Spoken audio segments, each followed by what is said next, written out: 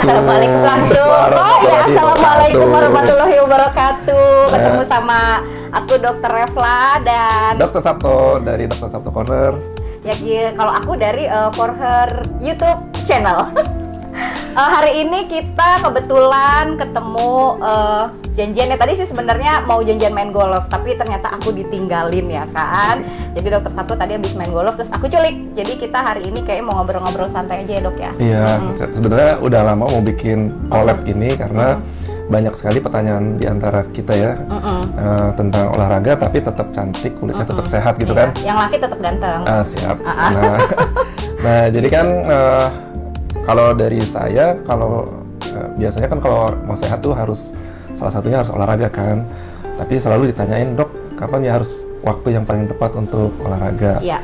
Gitu kan. Nah, kadang-kadang ada yang maunya lebih siangan dikit karena diyakini bahwa vitamin D-nya lebih baik. Ya. Tapi mereka takut kulitnya rusak. Iya. Nah, sekarang jawabannya dari dia nih, katanya gimana sih supaya tetap kulitnya tuh bagus gitu tuh. Iya. Itu memang agak berbanding, bukan berbanding terbalik sebenarnya kan Dok, kalau matahari itu kita biasanya jam 8 sampai jam 14 ya.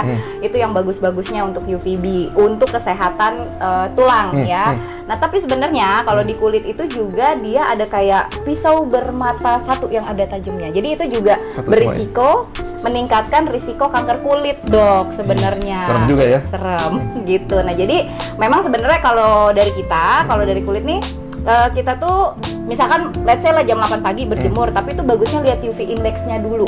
Jadi kalau UV index-nya udah 3 ke atas tuh Dok, kita sebaiknya jangan berjemur gitu. Kita tahunya dari mana ya UV index? Download aja, ada aplikasinya ya? Yes. Oh gitu, jadi kalau misalnya di darah ini kira-kira UV index-nya berapa, ya gitu. Nah, jadi itu kita mesti cek dulu. Jadi, nah itu yang kurang berpotensi atau risiko untuk jadi kanker kulitnya itu lebih minimal kalau di bawah 3 gitu. Itu kanker kulit yang nyeremin ya. Kalau yang paling minimal yang kemudian bikin kulit jadi nggak bagus tuh apa? Iya, jadi yang apa bintik-bintik? Iya, keratosis seboroik yang kayak keratosis gitu ya. Namanya. Spruten kalau bahasa orang. Jadi kayak daging tumbuh gitu di daerah wajah, leher, pokoknya yang terpapar matahari sih biasanya seringnya. Nah, terus kemudian melasma juga Dok. Melasma itu yang gimana?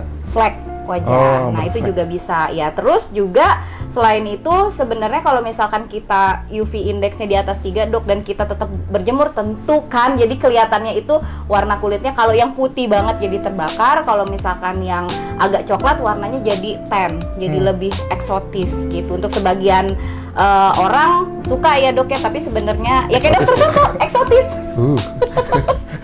Gitu. Nah, sebenarnya itu aja sih kalau misalkan dari kulit. Nah, kalau misalkan dari tulang sebegitu pentingnya kah?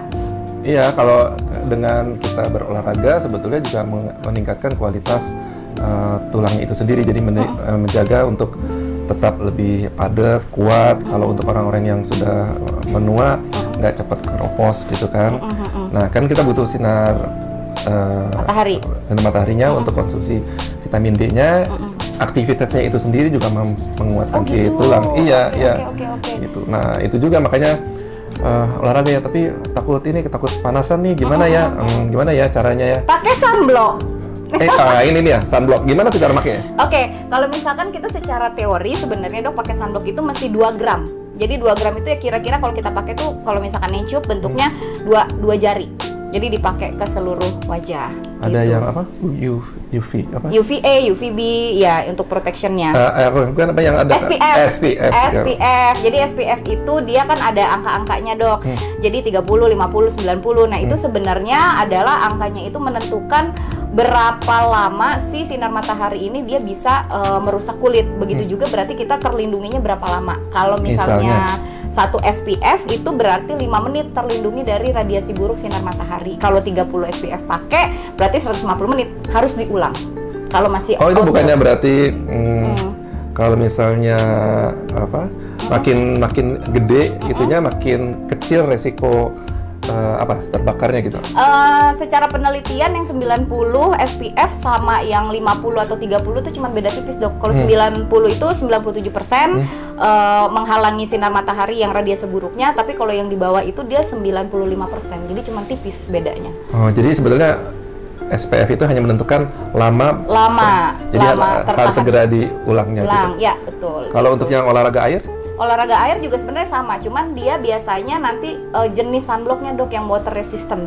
Jadi dia kena air itu dia nggak gampang terhapus. Itu agak berbeda memang daripada sunblock yang biasa dipakai di pasaran. Itu biasanya jarang yang water resistant gitu. Itu ada khusus gitu, memang untuk sport, yang untuk water sport gitu. Nih sekarang ngasih contoh nih, misalnya kita pelari nih, lari rata-rata sekitar 1 sampai 1,5 jam. Nah itu bagusnya pakai sunblock yang gimana? 90 dan water resistant. Kalau udah jadi nggak usah diulang lagi? Kalau 90 menit berarti kan kali 5 berapa tuh ya? 450 menit. Agak lemot sih saya kalau gitu. Kayak kita masih ada tambahan yang ngitung-ngitungin ya. 450 menit berarti berapa jam ya? Sekian jam tinggal dibagi 60 ya gitu. Oke, siap. Nah itu makainya kapan? Jadi kalau sebelum lari itu kapan ya pakainya? 30 menit sebelum keluar rumah. Jadi 30 menit. Jadi habis mandi dulu, ya. gitu. Baru kita habis mandi langsung pakai. Nggak, maksudnya ya udah dipakai terus diam dulu, maksudnya pemanasan, nggak kena panas, terus baru kita lari. Baru keluar gitu.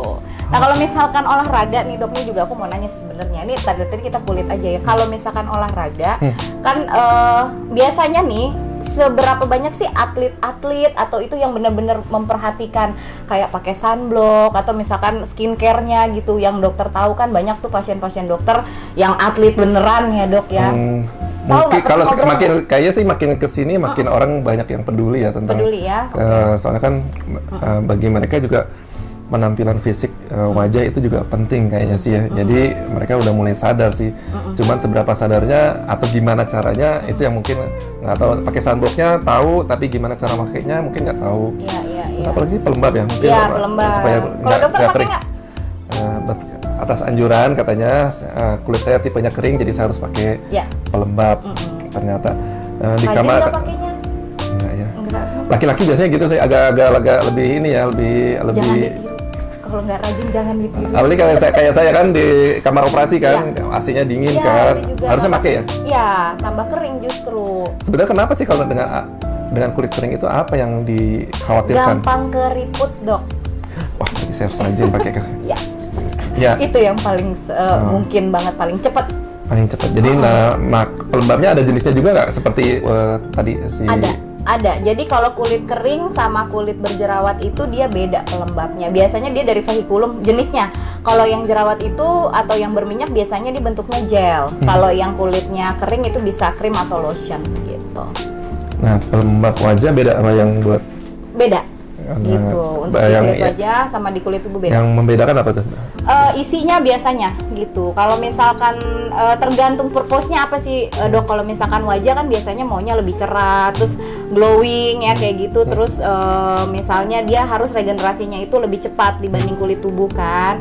Nah, dan lagi pula kalau kulit tubuh itu kan relatif lebih tertutup, Dok. Gitu kan, pakai baju gitu kan, apalagi misalkan yang pakai suka-suka panjang itu lebih bagus lagi kan dari matahari, karena matahari itu yang utama, terproteksi ya. Yes, gitu, secara fisik terproteksi.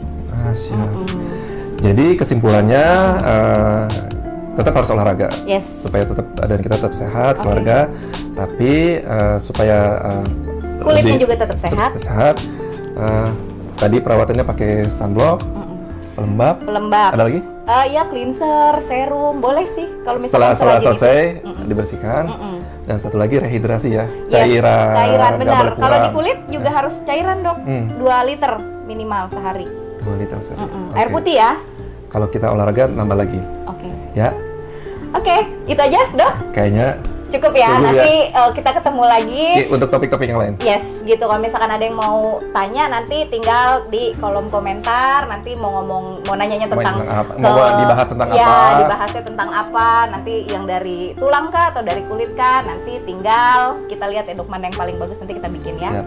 Oke. Terima kasih. Terima kasih ya sudah mendengarkan. Assalamualaikum.